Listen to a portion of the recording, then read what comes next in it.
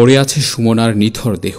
পাশে একখানা কাগজের চিরকুট। জনম দুঃখিনী মা চিরকুট হাতে নিয়ে খুলে দেখল, সেই চিরকুট থেকে ভেসে আসছে সুমনার কণ্ঠস্বর। বাবা মা, তোমরা আমাকে ক্ষমা করে দিও। আমি তোমাদের আদরের দুলালি ছিলাম। আমার চাওয়া পাওয়া তোমরা কোনো দিন অপূরণ রাখনি। মাথায় রাখনি উকুনের ভয়ে, আর মাটিতে রাখনি পিঁপড়ার ভয়ে। আজ আমি দুনিয়া থেকে চিরবিদায় নিচ্ছি। মা, আমাকে ক্ষমা করে দিও। আমার মৃত্যুতে কারো দোষ নাই, দোষ আমার ভালোবাসার মানুষের। তোমরা আমাকে বারণ করেছিলে, কিন্তু আমি তোমাদের কথা শুনিনি। মা চিরকুটের লেখা পড়ে বুক ভাসিয়ে কান্না করছে। সুমনার বাবা খবর পেয়ে শহর থেকে বাড়িতে চলে আসলো। বাড়িতে ঢুকে দেখল সুমনার পায়ে তার মা বসে আছে। বাবা জিজ্ঞেস করল, আমার মেয়েটা কেন এমন করলো? মা বলল, আমি কিছুই জানি না। কালকেও সে আমার সাথে হাসি মুখে কথা বলেছে। রাতে ভাত খেয়ে একসাথে ঘুমিয়েছি। সকালে আমি একটু বের হয়েছিলাম, বাড়িতে ঢুকে দেখি আমার মেয়ে আর নেই। বাবা বলল, ও কার সাথে মিশত? মা বলল, আমি যতটুকু জানি সোহান নামে একটা ছেলের সাথে ও কথা বলতো, আর কোনো জায়গায় যাওয়া আসা করলে তার বান্ধবী জেরিনকে নিয়ে যেত।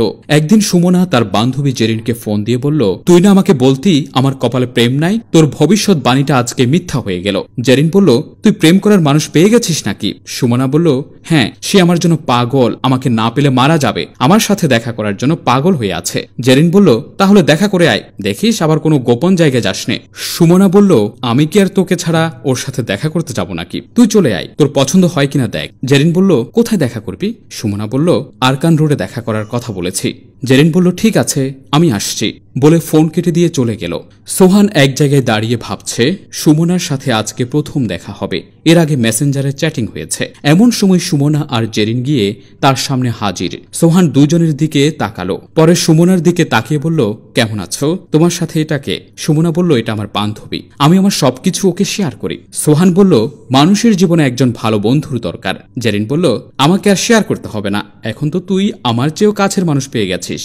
সুমনা বলল, তুই বুড়ো বয়সেও আমার বন্ধু হয়ে থাকবে। সোহান বলল, পথের মধ্যে এসব কথা না বলে আমরা কোন একটা রেস্টুরেন্টে গিয়ে বসলে বোধ হয় ভালো হয়। সুমনা বলল, তাই করি। সোহান সুমনা আর জেরিনকে নিয়ে রেস্টুরেন্টে যাচ্ছে। এমন সময় সুমনার মা ফোন দিয়ে বলল, তুই কোথায়? আমার বুকের ব্যথাটা আবারও বেড়ে গেছে, তাড়াতাড়ি চলে আয়। সুমনা মায়ের ফোন পেয়ে সোহান এবং জেরিনকে বলল, আমার বাড়িতে একটু প্রবলেম হয়েছে, এখনই বাড়ি ফিরতে হবে। সোহান বলল, এতদিন অপেক্ষার প্রহর গুনতে গুনতে আজকে শেষ হলো। আশা করেছিলাম তোমাকে নিয়ে আজকে ঘুরবো, বসে কথাবার্তা বলবো, তার মধ্যে বলছো বাড়িতে প্রবলেম। সুমনা জেরিনকে বলল, তুই তো জানিস আমার মা হার্টের রোগী, বুকের ব্যথা বেড়ে গেছে, তাই মাকে নিয়ে ডাক্তারের কাছে যেতে হবে। তুই বরং একটা কাজ কর, সোহানের সাথে কিছুক্ষণ গল্পগুজব কর, আমি আসি বলে সুমনা চলে গেল। সোহান জেরিনকে বলল, যাক, তোমার বান্ধবী চলে গেলেও তুমি তো আছো, তুমি যদি সময় দাও তাহলে তোমার সাথে কিছুক্ষণ সময় কাটাতে পারবো। জেরিন বলল, অবশ্যই, চলেন আমরা কোনো রেস্টুরেন্টে গিয়ে বসি। হাঁটতে হাঁটতে সোহান বলছে, তোমার কি কারোর সাথে রিলেশন আছে নাকি? জেরিন বলল, না, এখনো হয়নি। সোহান বলল, তোমার বান্ধবীর চেয়ে তুমি কিন্তু খুব সুন্দর, হয়তো কারো চোখে এখনো পড়নি, খুব শীঘ্রই পড়ে যাবে। জেরিন বলল, কি বলেন? আমার বান্ধবীও কম সুন্দর নয়, না হলে কি আপনি তার প্রেমে পড়তেন? এইসব কথা বলতে বলতে তারা রেস্টুরেন্টের দিকে চলে গেল। সুমনা বাড়িতে গিয়ে দেখল তার মা বুক চেপে ধরে হেলান দিয়ে বসে আছে। সুমনা মায়ের পাশে গিয়ে বলল, এখন কেমন লাগছে মা? মা বলল, কাল রাতে ওষুধ খায়নি, এজন্য বুকের ব্যথাটা বেড়ে গেছে। সুমনা বলল, মা, তোমাকে বাবা কতবার বলেছে মাদ্রাজ গিয়ে চিকিৎসা করে আসতে, তুমি তো বাবার কথা শুনো না, এজন্য কষ্ট পাও। আর ওষুধ যে শেষ হয়ে গেছে আমাকে আগে বলবা না, আমি এনে দিতাম।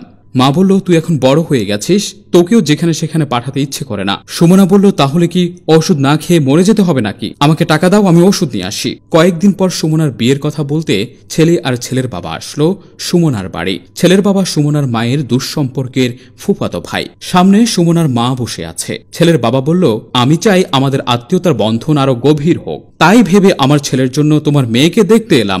সুমনার মা বলল, আল্লাহর হুকুম থাকলে অবশ্যই হবে। ছেলের বাবা বলল, মেয়েটাকে একটু সামনে নিয়ে আসেন, আমার ছেলে তো দেখে নাই, একটু দেখালে ভালো হয়। সুমনাকে মা ডাক দিল, সুমনা আসে না। কয়েকবার ডাকার পর ছেলের বাবা বলল, মনে হয় মেয়ে বাড়িতেই নাই। সুমনার মা বলল, ভিতরে তো ছিল, হয়তো আপনারা আসার আগে বাইরে গেছে, বসেন, চলে আসবে। ছেলের বাবা বলল, বসে থেকে দেখার দরকার নাই, আরেকদিন এসে দেখব। সুমনার মা বলল, ঠিক আছে, আমার বাড়ি মানে আপনার বাড়ি, যখন মন চাইবে চলে আসবেন। ছেলে এবং ছেলের বাবা চলে গেল। সুমনা বসে বসে মোবাইল টিপছে। মা গিয়ে ধমকের স্বরে বলল, কিরে, তুই কি বয়রা হয়ে গেছিস নাকি? শুনেও না শোনার ভান ধরে থাকিস, মানে কি?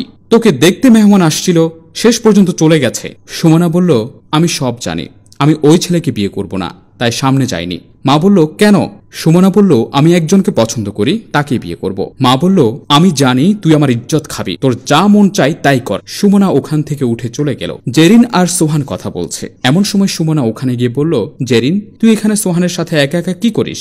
সোহান বলল, আমরা কথা বলছি। সুমনা বলল, জেরিন, কাজটা কিন্তু ভালো হচ্ছে না। সোহান বলল, কোনটা ভালো কোনটা খারাপ আমরা ভালো বুঝবো, তুমি এখান থেকে চলে যাও। সুমনা বলল, মানে তুমি কি বলতে চাও? সোহান বলল, আমি তোমাকে চিনি না, আমি জেরিনকে বিয়ে করব। সুমনা কেঁদে বলল, জেরিন, কাজটা তুই ভালো করলি না, এর পরিণাম ভালো হবে না, বলে চলে গেল। সোহান আর জেরিন হাসি মুখে চলে গেল, আর সুমনা বাড়িতে গিয়ে আত্মহত্যা করল। বাবা বলল, তোমার কারণে আজকে আমার মেয়েটার এই পরিণতি। মা কান্না করছে। ছেলে মেয়েকে দেখে রাখার দায়িত্ব বাবা মায়ের, কিন্তু কিছু ছেলে মেয়ে মা বাবার অবাধ্য হয়, তাদের এই পরিণতি। সম্মানিত ভিউয়ার্স, গল্পটা সম্পূর্ণ কাল্পনিক। আপনার যদি ভালো লেগে থাকে লাইক, কমেন্ট, শেয়ার করে আমাদেরকে আরও উৎসাহিত করবেন। ধন্যবাদ।